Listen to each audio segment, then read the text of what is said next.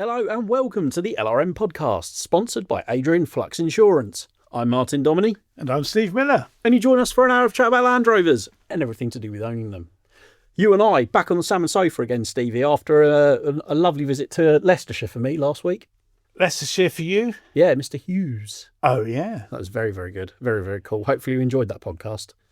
I'm sure I did. I would have listened to it by the time I listened to this. On the beach. On the beach. Yeah. On Steve's holiday. been on holiday. So, yeah, fantastic. Yeah. And, of course, I was at a couple of weeks ago at the NEC Classic Car Show. Yes, indeed. It will feel like a lifetime ago for a lot of people, but we cannot gloss over the fact that vehicles made absolutely ridiculous sums of money at that auction. You say ridiculous, but everything is worth what someone's prepared to pay. And I did my little Facebook Live thing with Ian Arthur from Howden's Insurance. Yeah, very good as well. I enjoyed that. I really love going around the auction. Yeah. And I was getting distracted by all the other cars there because I wanted to have a look round all the, the other stuff. See what else was about. But yeah, the Land Rovers, there was loads of Land Rovers. And I mean, one of the highlights was that Freelander one. The Cattle Trophy one. Yeah, everyone's been talking about that, haven't they? So it's probably old news for many people. But when you see something with a guide of, I think the guide was like 10 grand or something, possibly. And I said, that will go for more than that. 8 to 10, I think the guide was. You were not wrong. And I knew it'd go for more, but I didn't know it was going to go for quite what it did. And it was over like 50 grand. 52,000 with the fees. With the fees. Oh, for a Freelander one. It's a special thing. But it is a special thing. And the Freelander one's got to be one of the rarest of the camel vehicles. Imagine if you had like a collection. I don't know who bought it. That might come to light. I'd love to know. But somebody might have one of everything else. Apparently, because often when Land Rovers like that make a lot of money at auction, like cars with heritage or provenance, as they call it in the business, they often go overseas because, collectors overseas are not shy about spending money on things that they really like. But apparently it is staying in the UK. Oh, that'd be nice. I did hear that. So yeah. Hopefully that's true. But yeah, if maybe you won it, maybe you're listening right now. You won it. 50k out of pocket for a lovely Freelander one. It is very, very simple. Oh, yeah, very awesome. If you did buy it, drop us a line, editorial@lrm.co.uk. We'd love to have a chat with you. One that did surprise me, one I got wrong actually, was the Tonga Green L322. Oh, the X Royal Green's Range Rover. I didn't realise that that's actually been in private ownership. And it's got almost diluted it. So that would have gone for over £100,000. Straight from the Royal Estate it would have done, yeah. Yeah, see now how... But that can only be diluted. You can't say the Queen, 4 owners ago, hasn't quite got the... Yeah. So the value is a... Apparently it had a lot of paintwork as well. It had a lot of... it's a cracking thing. Beautiful thing. Yeah, no, don't get me wrong. It looked absolutely stunning, but I think that it's probably quite far removed from how it was originally when it would have left. Yes, yeah. The Royal Estate, potentially. But a very, very smart thing. There was just, there was an absolute buzz around the auction there, and the amount of people. Lots of people pay 20 quid for entry into it. They get the catalogue and they go in. 20 quid allow 2 people in there, and I think auctions, they do often make you kind of want something that you never actually considered before. 100%, yeah. Because it puts a price to it, doesn't it? Yeah, definitely. I completely agree. That little 90 County V8 featured in the video. That was probably my favourite lot out of everything.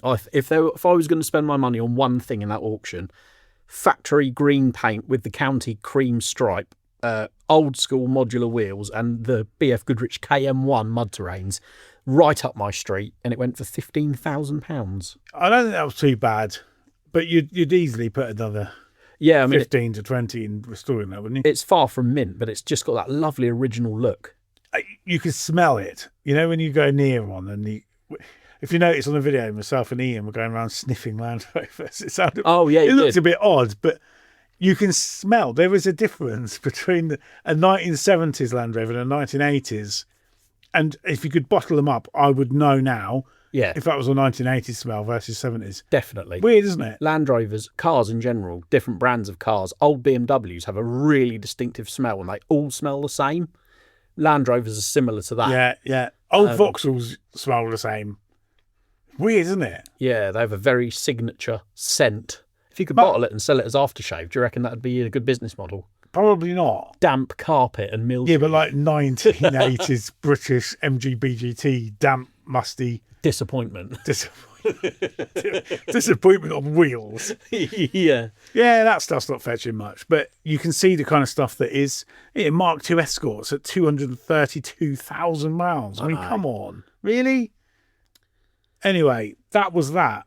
Loved it. Great show. Over 70,000 people went to that show. Really? Yeah, Wow. most of them seemed to be there on the Friday, it seemed. Oh, I see. Saturday was really busy, actually. Friday's traditionally like a trade day, isn't it? Or can the public get in as well? Oh, no, public, everywhere. Yeah. Lots of people take a day off work to go to that show on the Friday. Right. But Saturday was equally as busy.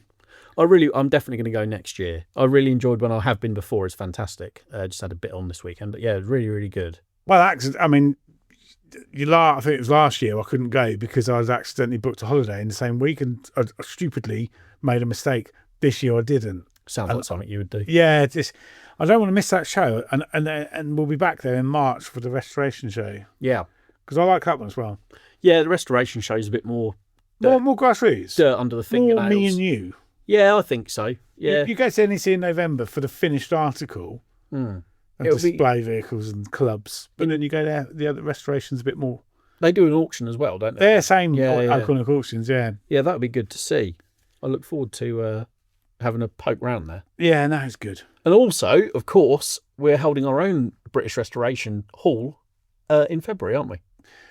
We are, yeah. And Malvern. We've got a few different clubs coming. Yeah. Some of them don't know they're coming yet, but they are, I promise. I mean, anyone who came last year will no doubt want to come back because it was really, really, really good. Not just Land Rovers. If you're into anything old and mechanical, a couple of old tractors, old lorries, and Mini Car Club came. Triumph, yeah, just good old-fashioned British engineering. I believe this year we've got the Jaguar Enthusiast Club area bringing 2 or 3 bits and pieces. So. Oh, cool. So if you haven't sold your XK by then, you can bring that. Yeah, well, yeah, funnily enough, I was on that photo shoot recently. It's going in the Jaguar Enthusiast Club. Is it? Yeah. You're multi-media. Yeah, well, yeah, kind of. Well, we're singing from the same hymn sheet, aren't we? JLR, you know? We absolutely are. We're loyal to the brand. Definitely. And we're, keeping the enthusiast fire well and truly stoked and roaring, which is what the Jaguar Enthusiast Club magazine does. It does. Do you know what, right? I've just thought of something. So I sent my Jag to, I'm saying James Agger Autosport, who is a TVR specialist, a mate of mine, known him for a few years, and he's got the Jag and he's selling it on commission. And I went there yesterday to do the photo shoot, so a week after I dropped it off to him. Yeah. Which we didn't plan the photo shoot, but we've done it. And he'd obviously cleaned it properly. Yeah. Mate. I felt like buying it. It was weird. You go to like a car showroom and you look at your own car completely clean, professionally detailed. And stored inside. With all the lovely lights. And you think, oh, my God, I want this car. Yeah. I realised I could have just driven it home and said, I'm not selling it anymore. And I reckon a lot of people will sell their car when all they need to do is clean it properly. Yeah, maybe. You know that new to you car thing that you get when a car is clean? Yes. Makes you feel a lot better about it. Whenever I put the time in, which admittedly recently hasn't been that regularly, and I properly hoover out all the carpet in the Freelander, like properly, thoroughly, put all the seats back, hoover under the seats, condition all the leather, wipe all the dash down, and do a proper couple of hours all on the windows and mirrors and things like that, reflective surfaces. Windows in and out. They're gleaming, no fingerprints. You get in it, you maybe spritz a bit of interior. I've got this really nice, I can't remember exactly what it's called. It's like a cabin spray at the moment. It's like air freshener essentially, but it goes into all your fabric. Oh, okay. Oh, my word. You get into the car after that, after you've cleaned it all properly, hoovered it all out, and it is like driving a new car. The leather's all nice and soft. The carpets are spotless, which admittedly is quite pointless this time of year. But you get in it and you just remember why you like it. It's like just injects a bit more specialness into it again. Weird, isn't it? Like the Defender, like the 110, when I had that, we'll get onto that in a bit. But when I first put that back on the road, I properly scrubbed all the vinyl parts inside, like the dash top. Because when you first picked that up, it was there was an awful smell in there, wasn't it? It was that crusty rag we found in the back. Do you remember? Anyone that wants to see your reaction needs to head to our YouTube page, don't they? And I find it, because I was giggling. I was giggling like a girl. I'm glad I had gloves on for that. That was hideous. But no, and it all just comes up. It's not all shiny and horrible and covered in silicone like you see cars that are for sale at like low rent car dealers. But it's where you feet just slide off the pedals. Yeah, it's just awful. Yeah, or you open the bonnet and the engine cover is just dripping silicone off, and then you just think, what are you hiding? Yeah. But yeah, when you just get it just right, it's a real treat. I love it. The OEM plus of cleaning.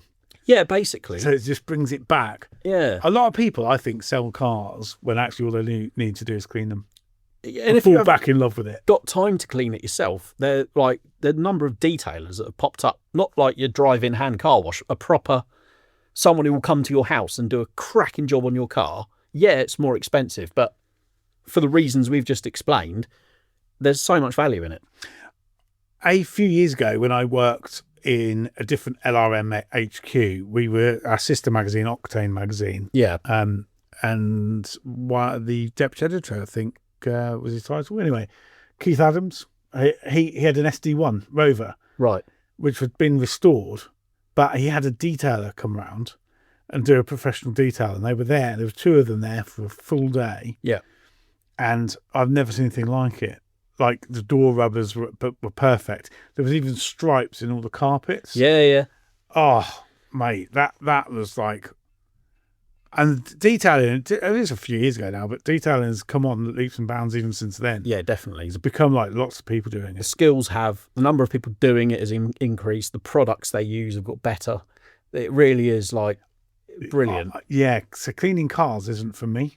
I don't mind doing it, especially if the payoff is worth it. Like the Discovery 3 I bought a few years ago, which was an absolute wreck. It was like almost as bad as the 110. We took all the seats out and wet vacked all the carpet and completely stripped it back. We took part of the dash out because it all had like stale tobacco behind it and all that. Yeah, it was just gross.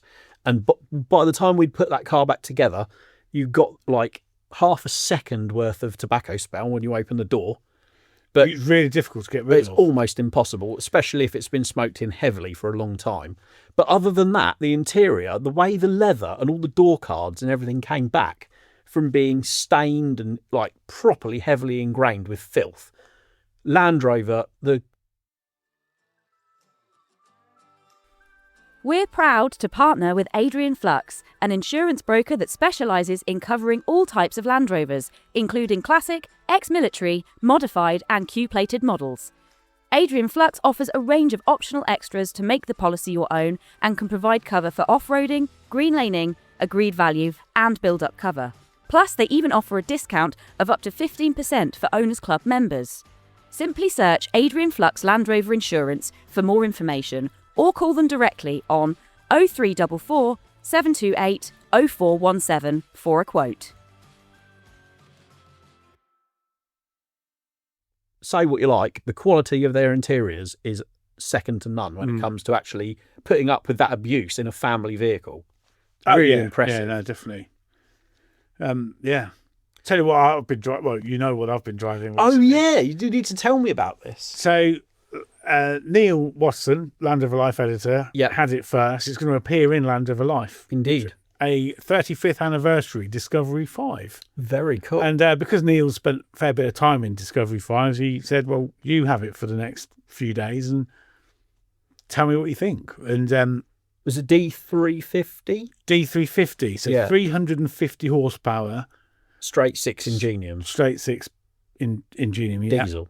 Diesel. Yeah, diesel. 9 speed, isn't it? 9 speed? 8 or 9, I can't remember which. Yeah. You can't feel it change a gear. Yeah. What a phenomenal thing. Yeah. You know I've always maintained that Discovery 5s for me haven't grown on me. Yeah. The back end still looks awkward. What colour was it in the end? Because we were having this. Carpathian. Oh, it was grey. So we were both wrong. I thought, and it had the twin glass roof. Yeah. Which you could electronically fold the blind back. Yes. That's an option. Did it have black headlining? No, I don't think so. I think it was more grey. Because I've had I'm sure it was grey. The last Range Rover Sport I had on test, it had a black headlining, and you had to have the panoramic panoramic roof blind open because it was so dark. No, it didn't. It had grey. Oh, that's all right then. Probably better. It was a fabulous car. But 84,000, just over with options, which is just over £4,500 worth of options this car had. Yeah. Extended leather pack, had better wheels, like 22-inch. I forget what they were called now. The paint was an option. Electronically deployable tow bar was an option. Yeah. And a full-size spare wheel was an option. That's like £1,050. That's for a full-size spare. It Yeah. just sits underneath the car. Because if you were spending that sort of money, you wouldn't want a full-size spare, would you? Yeah. Well, I know. But then most people would just call the AA. Yeah, that is RSC. true. They wouldn't sit at the side of the road and change their wheel.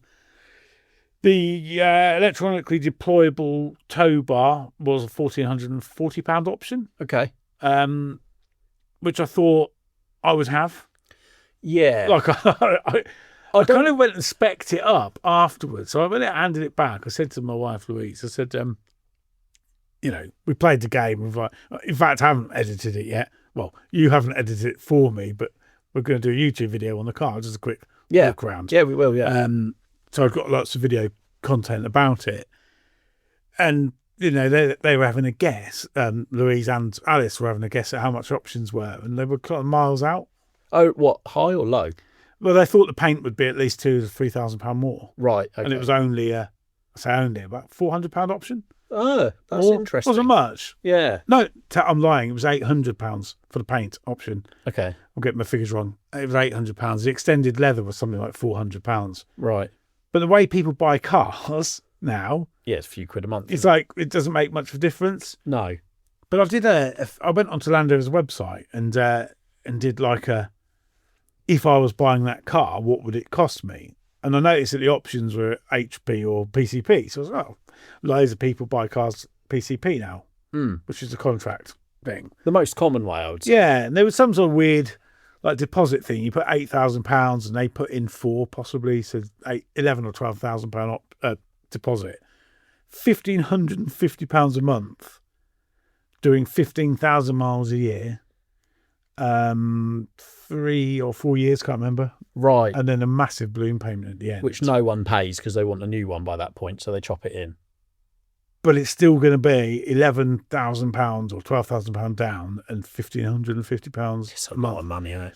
For a car that's not yet turned a wheel, and you're not put fuel in it, you're not put tyres, you're not serviced it. No. It's a lot of money. And I know business owners buy these things, but do they buy them like that or do they lease them? Well, I mean, PCP is kind of renting it. You don't own it, do you? I suppose, maybe. Yeah. Until you pay that balloon payment, which, again, no one does because by that point the warranties run out and they want a fresh one. Yeah, I can say if you've got that kind of income or disposable income to buy a car, let me tell you, the Discovery 5 was a beautiful car to drive. You felt properly safe in it. The handling was out of this world. Yeah. And I haven't driven a modern Land Rover for a long time. You could tell the car was heavy. I think it weighed 2,440 kilos.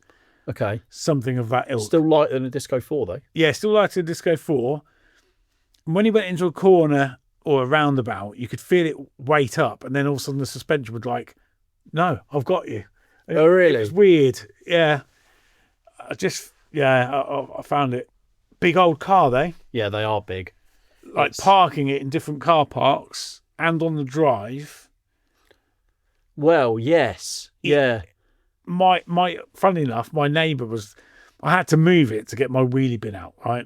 First world problem, I know. But I can get a wheelie bin past anything I put on the drive, apart from Discovery 5, so it's wide. My neighbour was putting his bin out at the same time, and He lives in like a big house, 4 or 5 bed detached house, but with like an underpass Yeah. to his garage. He couldn't fit that on his drive. Right. He couldn't own that car. And my neighbour, the other side, the adjoining house to mine, she couldn't fit it on her drive either. She'd have to dismantle her downpipe on her guttering and reconfigure the guttering to get it beyond, even with the window, even with the mirrors folded in.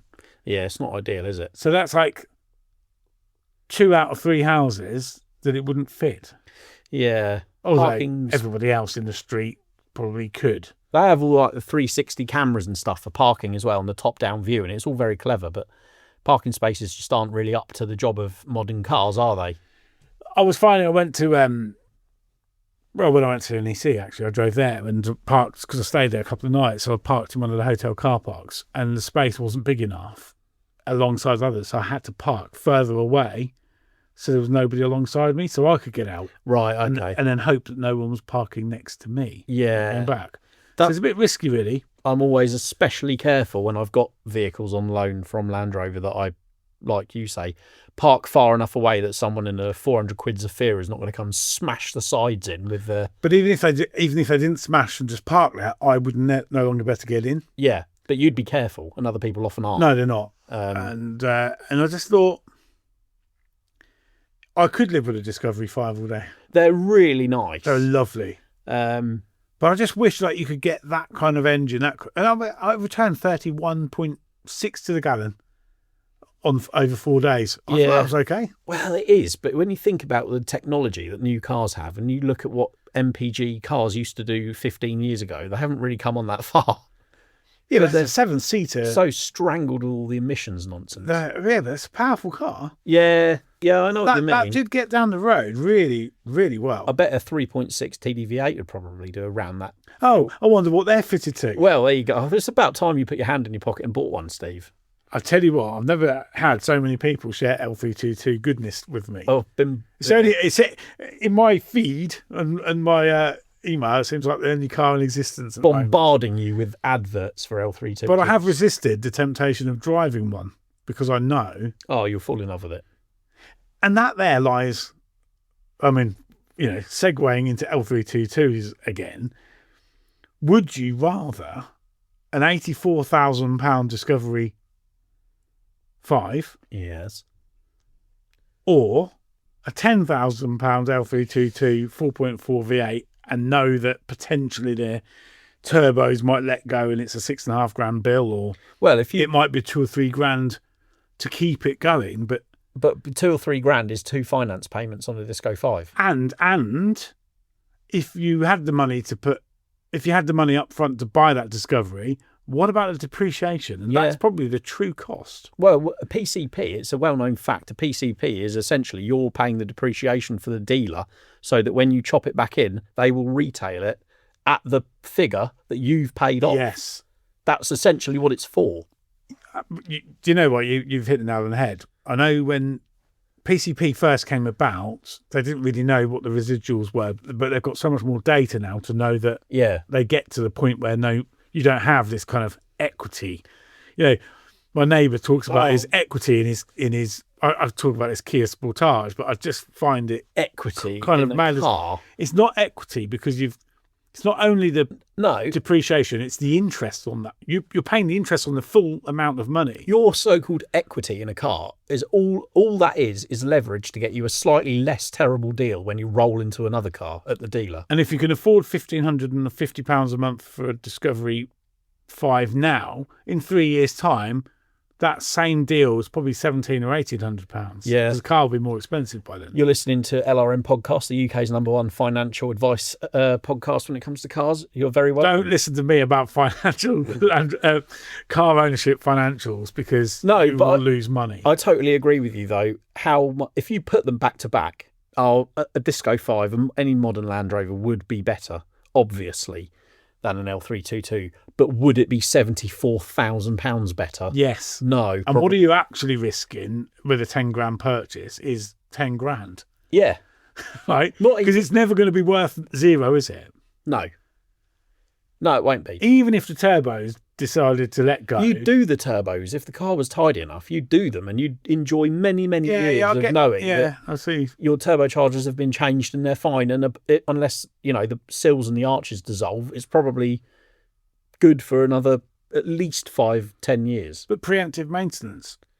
Yeah, I mean, you can rust proof and you can change the oil early and things like that. Things will go wrong. It's a machine with a lot of moving parts. But I'm not unconvinced that the Discovery 5 would have its quirks. Well, it probably would have them because even in 3 years. Yeah, it would. It probably would. So what you need, there's no guarantee, is there? Is a 1985 110 with the 200 TDI in it. The ultimate blend. Well, why would I do that when I can quickly, well, not very quickly at all, finish my own 300 TDI converted 90? Yeah, well, true. I mean, we're in the same boat, really. We are basically unfinished projects. Keeping our fingers crossed that tax exemption doesn't get knocked on the head. I don't think it will. Celebrate Christmas with Land Rover Monthly. Everything a Land Rover enthusiast could wish for. From thrilling adventures and expert tips to restoration guides and buying advice and so much more. And this Christmas, take out our special subscription offer and receive an exclusive limited edition Land Rover Monthly die-cast car set. The perfect gift for you or your loved one. But be quick, only a limited number are available. Subscribe with this great offer today at landrovermonthly.co.uk. UK offer only while stocks last.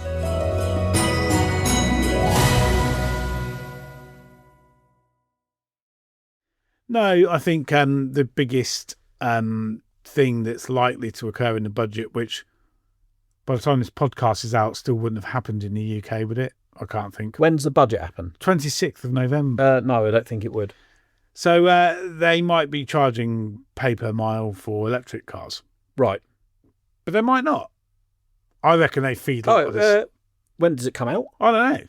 When does the budget happen? 26th. Oh, it comes out on the day of this podcast. Oh, well, so yeah, this may be completely... You might be punching the air or you might have your head in your hands. I suspect it will be the second one, but... I don't think you can have your head in your hands too much. I don't think they can possibly bankrupt the country or turn people away from... Given how many billions the classic car... It's worth billions in this sector in the UK economy. So who knows? It doesn't matter anyway. We'll just keep driving them. Life's too short. Yeah. Buy the car you want, enjoy it, and that's it. And if you've only got 2 Land Rovers, buy 3. And if wise you want, words. buy 2. Yeah, definitely. If you don't have a Land Rover in your listing, just go and buy it. So I've pulled the engine out of my 110. You might have seen it on Instagram. I did see that, yeah. You sort of secretly got on with it without too much talking about it. The thing is, though, I'm really enjoying just working on it. This is the paradox that is... having the privileged position of editing the biggest Land Rover magazine in existence is you do kind of have to document every single thing you do. And you feel obliged to create. When you want to just go out in the garage for a couple of hours on a Sunday afternoon, you don't really want to have to set up your tripod, do a piece to camera, take stills, take video. No, so I haven't been doing that. Your time. So basically, I got the engine crane out, did the bell housing bolts, of which there weren't many, which was a concern, holding the 14J in. That's been out before then? I don't think it had many when it was put in, to be honest. Okay. Friday afternoon car, possibly. Yeah. The rest of the fitment of it is perfect, but either the studs were fitted without Loctite and they've come out, but there was not many holding the engine to the gearbox. But anyway, I undid the engine mounts and dragged it out the front. And the 200 TDI is almost ready to go back in. I just keep, every time I go to get it on the crane and swing her into the engine bay, I notice something else that I think, I should address that first. Do it properly and do it once. Yeah, but the temptation is just to get on with it. And get it running. So the latest one is the spigot bush. I went to fit my lovely new heavy-duty Britpart clutch complete kit, which I was very happy that I ordered because the... anyone who knows older TDI and previous Land Rovers will know that the clutch forks have an awful habit of wearing through. Oh, they come punch through the... It's like a pivot ball, which the... Did yours have a standard? Yeah. Oh. It was still hanging in there, but it was really quite worn out on the inside. Yeah, I will do a bit of video on that. The Britpart clutch kit comes with, obviously, your clutch cover, your clutch plate, a very nice, high quality release bearing, and a new revised heavy duty fork. So yeah, because they've got like a plate welded on the back, haven't they? That's like it. a brace. So just gives a little bit more support to the area which the pivot ball acts on. Yes, yeah. So that common problem is dealt with, which I'm very happy with. But I sort of eyeballed the spigot bush and thought, I could feel it sort of tapering a little bit. You need to put a new one in. I'll have to replace that. And so I ordered a genuine one, would you believe? £17.99. But I thought sometimes it's worth spending the extra money. Yeah, but it's not going to break. About 17 quid. Yeah, but when quid isn't going to break a non-genuine one's like £4. Yeah, well, yeah, in percentage terms, a genuine one is a lot more money, but probably worth it. It's one of those you don't want to have to pull the engine out because the spigot bush is a problem. For that £4 part. Yeah, so 18 quid part. Put my hand in. Other things as well, like bonnet bushings, which your bonnet hinges on, the plastic inserts. Only ever buy genuine ones of them. Oh, okay. Have you not done that? I may or may not have about a pack of them. Yeah, I have as well. But yeah, I stopped using them long ago because they don't never really fit properly, and they're too soft. They're too loose. No, too tight a lot of the time. Anyway.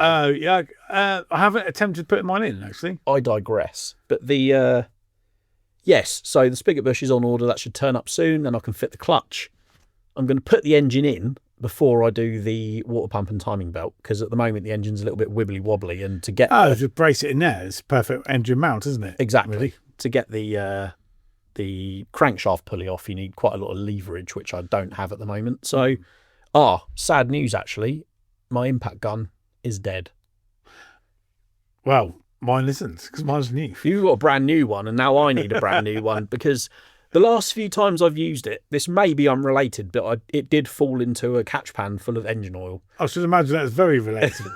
But I cleaned it out as best I could. Tell me about how it expired. So I was using it. I was actually... So it's gone in a pool of oil. This was a while ago, okay. But I cleaned it all out as best I could. Yeah. But every time I'd use it, you'd get a bit of a smell, like a bit of an electric oil smell. Right, so things are getting heat, right? And I thought, right, but the performance was there. It was fine. I was, taking wheels on and off and undone. I took all my flywheel and the old clutch off the 200 and all that stuff. It was still putting in a shift. But I can't remember what I went to use it for the other day. And I was spinning a bolt in, and it sort of had a fresh battery on it, started at the proper RPM that you'd normally expect from it. And it sort of slowed down gradually, and the burning smell got very, very strong. And then smoke started coming out of it. And I thought, that's probably the end of... it sounds dangerous. I did take the battery out very quickly and throw it outside. Because those lithium batteries are really quite dangerous, aren't they? They can be, yeah. But it was definitely coming from the motor, because you could see sparks. Also small flames, which is why I threw it outside. That happened to an angle grinder of mine once, but that was plugged in. Oh, no, that's bad. Yeah, no. Yeah, it was plugged in, electric one, but it just burnt out. What I would say is I've had this impact gun since about 2017. That's done okay. The batteries are still perfect. Because you're not that kind to them. Not massively kind. Because I've seen you use it like a bit of a... But it's very worn out. I've used it for everything. Yeah. That's certainly its keep. I wouldn't be surprised. Don't get me wrong. I know dropping it in the oil won't have done it any favours. May have accelerated its demise, yeah. But I wouldn't actually be shocked if the brushes on the motor are worn out. Because honestly, I don't use any other impact gun. I use that for absolutely everything. And Are you quite attached to this thing? Do you get quite attached to your tools? I haven't thrown it away yet, if that's what you mean. Yeah. It's just a secretly shelf. It's like it's like an ornament. I kind of want to take it apart and see what's failed, but I need to get another one first. Cause, yeah. Well, you don't need to get another one first, because you're not going to use that one. A little bit. It's still... Top tip, do not use... Seriously, you can't go using that. I haven't got another one to replace it. Yeah, but you know when you do like the health and safety bit in the tech section of the magazine. Yeah. Would you? This is completely against. No, don't. Yeah. Do as I say, not as I do. But yeah. I do need to order another one, so I might have to see what's on offer, because it's been a long time. Well, since 2017, I haven't bought an impact gun, so we'll see what else is out there. I might go for an even more powerful one, because there's nothing that's come up against that it won't undo. Then you probably don't need anything more powerful than that, do you? Well, no, but it's nice to have a bit in reserve, isn't it? It is, yeah. You don't want to be maxing things out. No, quite. Finding the right parts for your Land Rover or Range Rover shouldn't be an off-road challenge. At bnh4x4.com, we've built a smarter way to get you back on track. Our new website is now live, the simple, fast and reliable way to find the parts and accessories you need. Supplying quality parts for Defender 1983 to 2016, Discovery 1, 2, 3 and 4, Range Rover Sport 2005 to 2013 with Range Rover P38A and L322 coming soon. All parts are backed by expert knowledge, quick delivery and a 2-year quality guarantee. Visit bmh4x4.com, built by enthusiasts for enthusiasts.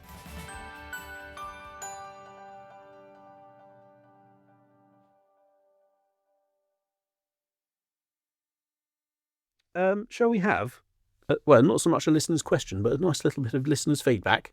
Listeners' feedback. Stephen Dobson has Only emailed. if it's positive. I'm feeling in a positive mood. No, it is positive. Okay, good. He says, "Hi, Stephen Martin. I've been catching up on the podcast and I heard Steve mention a lad he met at Rip and Spares Day who's owned his Discovery 2 for 14 years and counting." I Well, remember. that Yeah. was me. Oh, right, okay, yeah.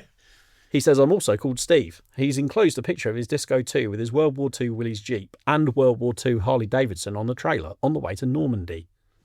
There is said picture. That's cool, isn't it? Yeah, Very tidy. that's a lovely Discovery too. Yeah. Very, very nice indeed. He says, "The Discovery 2 is a keeper. It hasn't let me down to date. I've recently just spent over £3,500 on having various jobs to keep it in the very best condition I can for a daily driver at 21 years old and will continue to do so. Some people might think I'm mad, but I'm committed to its upkeep." He says he's had Range Rover Classics and Discovery since 1995, including a 4-door V8 and a few other bits and pieces. But the Discovery 2 is by far the best all-rounder he's found. So yeah, in 14 years, it's taken him all over the UK and many trips into Europe with the trailer loaded, as in the pic, and it still does it without fuss. What a car. Fabulous things.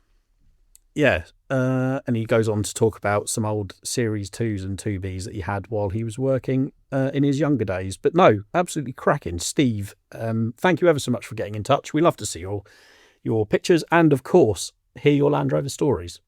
Definitely. And that's actually a really popular section of the magazine as well, Readers' Rovers, where people can submit what they've been up to, what Land Rovers they've got, what they do with them, and we showcase them over a couple of pages it's in the mag. Great section of the mag. Really, I really enjoy that bit. love hearing people's stories and just keeping up to speed, because everyone's, like we've said before, Land Rovers mean so many different things to so many different people, don't they?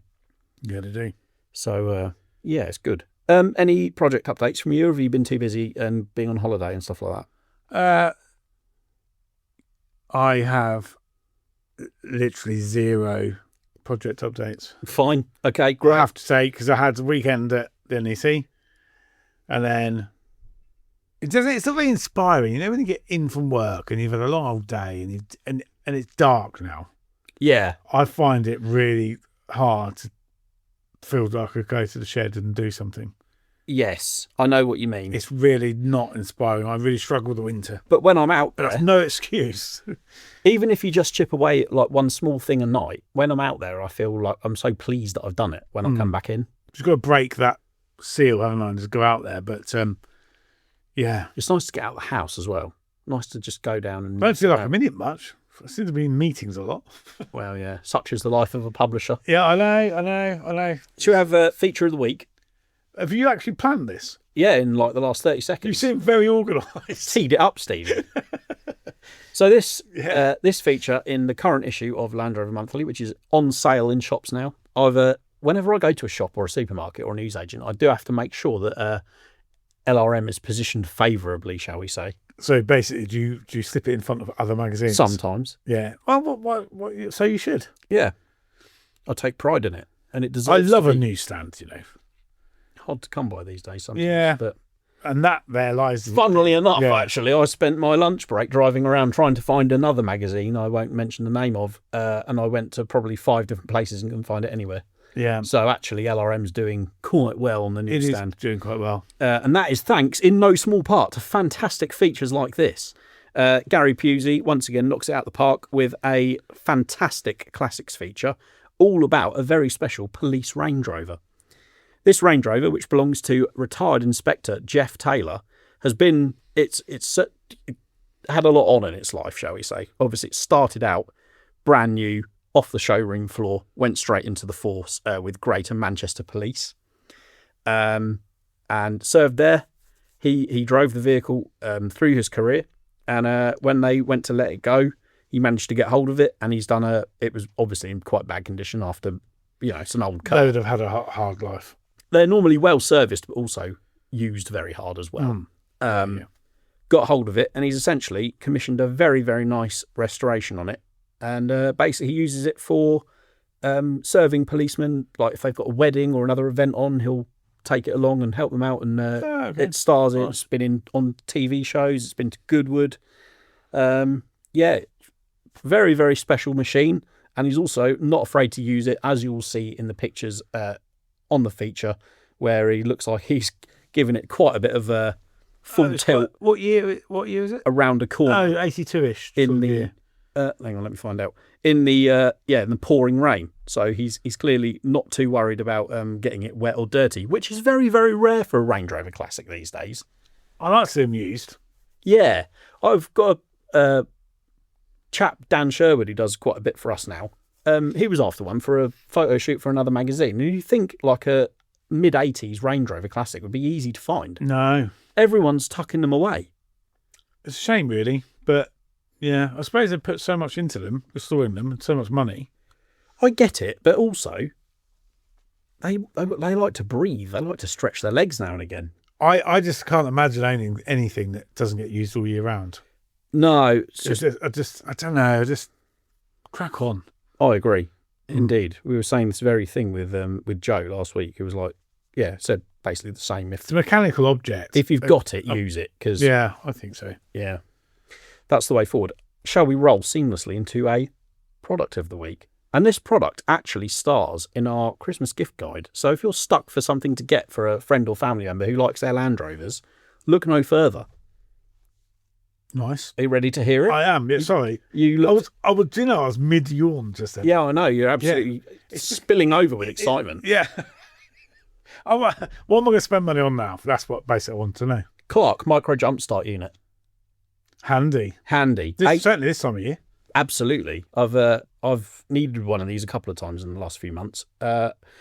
Awarded 2024 Best Overall Jump Starter by What Car magazine. There you go. Quite an accolade. Compact and powerful JSM 1200 Micro Jump Start. Small, lightweight, lithium polymer power bank with an inbuilt torch, and it can jump start a car with a completely flat battery, making it perfect for emergency situations. So you can keep it topped up. You can charge it through the USB port in your car or your cigarette lighter with a USB adapter. Make sure it's all in good topped up condition. And then if you do ever have a problem with your battery, boom, you're ready to go. Just get you going, yeah. And not only that, you can also use it to charge up phones and tablets and other devices should you need to while you're out camping, which I do all the time, to be fair. Yeah, handy thing that is. I have used something similar to that. Yeah. And for surprising result from something so small. They give you that kind of like a kickstart, doesn't it? Yeah, you can get these from machinemart.co.uk, our good friends at Machine Mart. Again, £82.98. For the amount that it does, really isn't that bad. No, if that just saves one call out for like a breakdown service and gets you home without having to wait hours and hours on end. Paid for itself. That is easily paid. It's like a bit like diagnostics in some ways, isn't it? Yeah, that's probably one of the most called out reasons is flat batteries. But certainly this time of year, winter, when batteries go flat quickly. Yeah. People do short runs with all the heaters on and yes. Absolutely. You're absolutely right. I've had to replace both my Freelander 2's battery this year and my wife's car's battery this year. Although I say I've had to replace my wife's car's battery this year, her car kind of is the Freelander now. I think she's stolen it permanently. I have noticed that you are coming to work in a non-Land Rover at the minute. Sadly, that is true. Apart from a couple of weeks ago when I brought the Series 3 in, I have been demoted, it would appear, to her car because she's taken the Freelander 2 and she's been spoilt with comfy seats, heated leather, nice windows, elevated driving position, higher suspension, an automatic gearbox and climate control. So yeah, Sounds to me like you need to off this Seat, Do you think the time is nigh? and then it almost presents an opportunity Would you for think? another. That presents an opportunity for an L322. No, I can't be dealing with the headache, especially if you're going to buy one, because Muggins here will be looking after that as well. Would you though? This is it. You've already said you need a ramp.